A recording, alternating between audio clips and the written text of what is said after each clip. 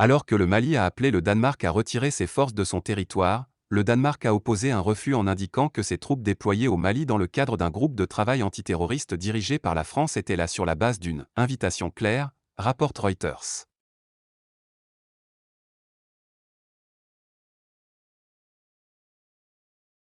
Le Mali a sorti un communiqué dimanche appelant le Danemark à retirer immédiatement ses forces déployées sur son territoire, indiquant que les autorités n'ont été averties avant ce déploiement de soldats étrangers sur le sol malien. Réagissant à cette demande, le gouvernement danois, à travers son ministre des Affaires étrangères Jeppe Kofod, a déclaré que les troupes danoises étaient au Mali sur la base d'une invitation claire, tout comme les autres parties à l'opération. Le ministère danois a déclaré qu'il y avait une incertitude considérable quant à l'annonce du gouvernement de transition, et qu'il était en contact avec le gouvernement malien.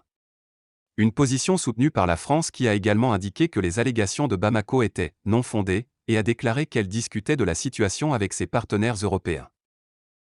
Le Mali cependant, n'en démord pas pour autant alors que le Premier ministre a indiqué que « nous ne l'acceptons pas ». Plus personne ne viendra au Mali par procuration. Shogel Megas est également interrogé en martelant que « pourquoi sont-ils venus ? Est-ce parce qu'ils préparent quelque chose contre le pays ?»